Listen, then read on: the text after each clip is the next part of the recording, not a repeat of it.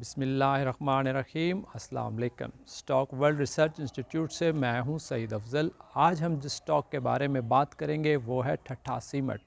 ठट्ठा सीमेंट के बारे में हमें मुख्तलिफ सवालात मौसूल हो रहे थे, जिसमें मुसलसल ये कहा जा रहा था कि ठट्ठा सीमेंट के स्टॉक किस तरह का है, इसके ऊपर आप अपने व्यूज़ दिए जाएँ और कुछ गाइडलाइंस फ्राहम की जाएँ। तो ठट्ठा सीमेंट के बारे में मैं सबसे पहले आपको एक तफसीली रिव्यू देना चाहता हूँ। तो उस पर मैं बात करते हुए आपको ये बताऊँ कि ठट्ठा सीमेंट कराची के करीब एक नज़दीकी इलाका है ठट्ठा, जहाँ पे ये वाक़या है।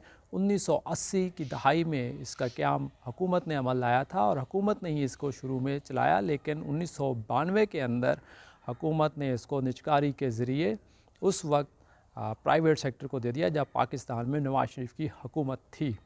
और ठट्ठा सीमेंट टाइम टू टाइम कुछ प्राइवेट सेक्टर में जाने के बाद बेहतर परफॉर्म करता रहा, कभी कभी नुकसानात का सामना किया, लेकिन पिछले कुछ अरसे से ठट्ठा सीमेंट की मैनेजमेंट ने बहुत ज़बरदस्त स्टेप्स लिए और उन्होंने कुछ ऐसे इकदाम किए जिससे ठट्ठा सीमेंट की जो ये फैक्ट्री थी इसकी परफॉर्मेंस बहुत ज़बरदस्त रही, जिसके बाद ठट्ठा सीमेंट का जो स्टॉक था, स्टॉक मार्केट के अंदर भी इसकी जो प्राइस थी वो बहुत तेज़ी से ऊपर गई। तो हम यहाँ पर जायज़ा लेते हुए कुछ ऐसी चीज़ों को सामने लाना चाहते हैं कि ठट्ठा सीमेंट की तरक्की के पीछे क्या चीज़ थी, ठट्ठा सीमेंट का स्टॉक किस वजह से ऊपर जा रहा था। तो मैं यहाँ पर बताना चाहूँगा कि इनकी मैनेजमेंट ने सबसे बड़ा जो अच्छा फ़ैसला किया पिछले कुछ टाइम पीरियड में, जब पाकिस्तान में बिजली बहुत ज़्यादा महंगी थी और कारोबार करना बहुत मुश्किल हो गया था, तो बिजली के अखराजात पर काबू पाने के लिए ठट्ठा सीमेंट ने अपने सोलर प्लांट्स लगाए और उसके ऊपर बिजली बनाना शुरू की।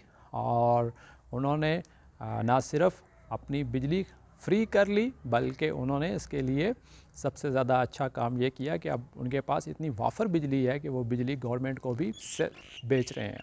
उसके साथ उन्होंने एक और अच्छा काम ये किया कि उन्होंने अपने कर्ज़े जो हैं वो बिल्कुल ज़ीरो कर लिए। इस वक्त ठट्ठा सीमेंट के ऊपर कोई भी कर्ज़ा नहीं है और ये डेब्ट फ्री कंपनी बन चुकी है। और इसके साथ अगर मैं आपको एक और बात बताना चाहूँ तो वो ये है कि इससे पहले जो पाकिस्तान में जितने भी सीमेंट के प्लांट्स थे वो कोयले पर चलते थे, और कोयले पर चलने वाले जो प्लांट्स थे इनके लिए ज़्यादातर कोयला जो है वो पाकिस्तान से बाहर से इंपोर्ट किया जाता था और अफ़गानिस्तान से ज़्यादातर कोयला आता था या दूसरी कंट्री से मंगवाया जाता था, जिसकी वजह से सीमेंट बनाने की जो लागत थी वो बहुत ज़्यादा थी। लेकिन ठट्ठा सीमेंट ने अपना जो कोयले का ख़र्चा है वो भी कम किया और पाकिस्तान में ही, जैसे कि हमारे सूबा सिंध के अंदर थरपारकर और सिंध के मुख्तलिफ़ इलाकों में इस वक्त कोयले के वसी ज़ख़ायर हैं, वहाँ से उन्होंने कोयले को ख़रीदना शुरू किया और उस पर अपना सीमेंट का प्लांट चलाना शुरू किया। तो इस तरीके से इनके काफ़ी ज़्यादा इनको एडवांटेजेस मिले, इनके कारोबार को बेहतर करने में बहुत ज़्यादा इनको एडवांटेज मिला। फ़र्स्ट ऑफ़ ऑल, जैसा कि मैंने आपको बताया कि इन्होंने अपनी बिजली ख़ुद पैदा की, सेकंड इन्होंने अपने कर्ज़े ख़त्म किए, थर्ड इन्होंने कोयले के अखराजात ख़त्म किए, और आज ठट्ठा सीमेंट का जितना प्लांट की कैपेसिटी है उस कैपेसिटी से ये 24 घंटे काम कर रहा है और उसकी तमाम सेल्स भी हो रही हैं।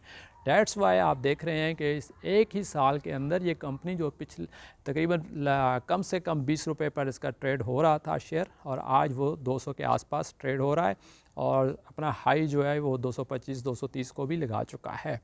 तो इस वक्त जो ठट्ठा सीमेंट है वो तकरीबन 165 और 180 और 85 के पास है जिस वक्त मैं आज वीडियो ये बना रहा हूँ, और इसका फ्यूचर जो है बहुत बेहतर है। मैं इसको रिकमेंडेड करता हूँ और आप लोग इसको इन्वेस्ट करके लॉन्ग टर्म में रख सकते हैं अपने पास और इसके बेनिफिट्स उठा सकते हैं। और ये जो सीमेंट है, सीमेंट की जो दूसरी कंपनीज़ हैं उनके मुकाबले में इस वजह से ज़्यादा अच्छा परफॉर्म कर रहा है, क्योंकि इसकी जो मुख्तलिफ़ हमने चीज़ों का जायज़ा लिया है तो उसके बाद इनके अखराजात बहुत कम हो गए हैं और इनकी सेल्स बढ़ गई हैं और ये आगे भी हमें मुसलसल अच्छा परफॉर्म करता हुआ नज़र आ रहा है। दैट्स वाई मैं ये इसको रिकमेंड करूँगा कि आप इसको ज़रूर अपने पोर्टफोलियो का हिस्सा बनाएं और टाइम टू टाइम जब भी आपको ये नीचे मिले आप इसको जमा करते रहें। आपका बहुत बहुत शुक्रिया। अल्लाह हाफ़िज़।